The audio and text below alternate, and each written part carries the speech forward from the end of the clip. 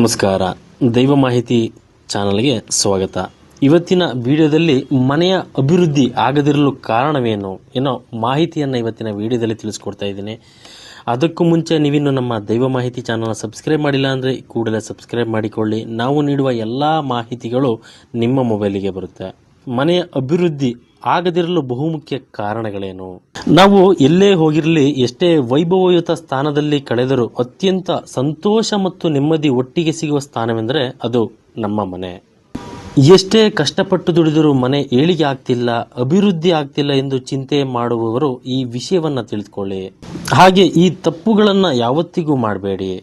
ಒಂದು, ಮನೆಯನ್ನು ಅಶುದ್ಧವಾಗಿ ಇಡುವುದು, ವಸ್ತುಗಳನ್ನು ಅತ್ತ ಇತ್ತ ಚೆಲ್ಲುವುದನ್ನು ಮಾಡಬೇಡಿ.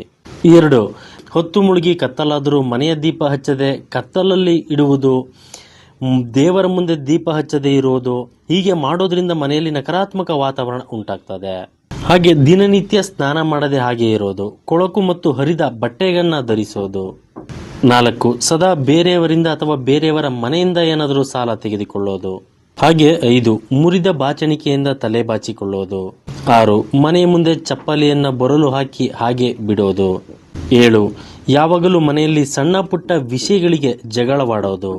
8, ಪ್ರತಿದಿನ ದೇವರ ಕೋಣೆ ಸ್ವಚ್ಛಗೊಳಿಸದಿರುವುದು ಅಥವಾ ದೇವರ ಪೂಜೆಯನ್ನ ಮಾಡದೆ ಹಾಗೆ ಇರುವುದು. 9, ಒಡೆದ ಕನ್ನಡಿಯನ್ನ ಮನೆಯಲ್ಲಿ ಇಟ್ಟುಕೊಂಡು ಅದರಲ್ಲಿ ಮುಖವನ್ನ ನೋಡಿಕೊಳ್ಳುವುದು. 10, ಸೂರ್ಯೋದಯವಾದರೂ ಬಹಳ ಹೊತ್ತಿನವರೆಗೆ ಮಲಗಿರುವುದು ಮತ್ತು ತಡವಾಗಿ ಎದ್ದೇಳುವುದು. ಹಾಗೆ ಸದಾ ಶೌಚಾಲಯದ ಬಾಗಿಲನ್ನು ತೆರೆದಿಡುವುದು ಮತ್ತು ವಾಶ್ರೂಮ್ ಅನ್ನು ಕ್ಲೀನ್ ಮಾಡದೆ ಹಾಗೆ ಗಬ್ಬು ವಾಸನೆ ಬರುವಂತೆ ಇಟ್ಟುಕೊಳ್ಳೋದು ಮಾಡಬಾರ್ದು. ಹಾಗೆ ಕೈಕಾಲುಗಳನ್ನು ಅಲುಗಾಡಿಸುತ್ತಾ ಕುಳಿತುಕೊಳ್ಳೋದು. ಹಾಗೆ ಮನೆಗೆ ಅತಿಥಿಗಳು ಬರುತ್ತಿದ್ದಾರೆ ಎಂದು ತಿಳಿದು ಬೇಜಾರು ಮಾಡಿಕೊಳ್ಳೋದು, ಅತಿಥಿಗಳಿಗೆ ಮರ್ಯಾದೆ ಕೊಡದಿರುವುದು ಮತ್ತು ಅವರೊಂದಿಗೆ ಒರಟಾಗಿ ಮಾತನಾಡೋದು, ಅಡುಗೆ ಮನೆಯನ್ನು ಗಲೀಜಾಗಿ ಇಟ್ಟುಕೊಳ್ಳೋದು, ಆಹಾರವನ್ನು ಪ್ರತಿನಿತ್ಯ ವೇಸ್ಟ್ ಮಾಡೋದು ತಪ್ಪವು. ಹಾಗೆ ಮನೆಯಲ್ಲಿ ನಲ್ಲಿಗಳು ಸೋರುತ್ತಿದ್ದರೆ ಸರಿ ಮಾಡಿಸದೆ ಹಾಗೆ ಬಿಡುವುದು. ಮನೆಯಲ್ಲಿ ಕೆಟ್ಟ ಪದಗಳನ್ನು ಬಳಸುವುದು, ಹಿರಿಯರಿಗೆ ಗೌರವ ಕೊಡದಿರುವುದು ಮತ್ತು ಅವರೊಂದಿಗೆ ಏಕವಚನದಲ್ಲಿ ಮಾತನಾಡುವುದು ತಪ್ಪು. ಹಾಗೆ ಹಲ್ಲು ಕಚ್ಚುವುದು, ಉಗುರು ಕಡಿಯುವುದು, ಗೊತ್ತಿಲ್ಲದ ಹೊತ್ತಿನಲ್ಲಿ ನಿದ್ರೆ ಮಾಡುವುದು, ತಡವಾಗಿ ಊಟ ಮಾಡುವುದು ಮತ್ತು ಸ್ನಾನ ಮಾಡುವುದು ತಪ್ಪು. ಸ್ನೇಹಿತರೆ, ಮನೆಯೆಂದರೆ ಅದು ಸ್ವರ್ಗ. ಅದನ್ನು ಮಂದಿರ ಮಾಡುವುದು ಪ್ರತಿಯೊಬ್ಬರ ಕೈಯಲ್ಲಿದೆ.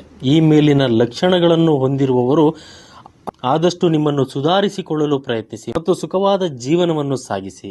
ಸ್ನೇಹಿತರೆ, ಈ ಮಾಹಿತಿ ನಿಮಗೆ ಇಷ್ಟವಾದರೆ ಲೈಕ್ ಮಾಡಿ, ಶೇರ್ ಮಾಡಿ, ದಯವಿಟ್ಟು ಸಬ್ಸ್ಕ್ರೈಬ್ ಮಾಡಿಕೊಳ್ಳಿ. ಮುಂದಿನ ಬಾರಿ ಮತ್ತೊಂದು ವಿಡಿಯೋದೊಂದಿಗೆ ಭೇಟಿಯಾಗೋಣ. ಧನ್ಯವಾದಗಳು.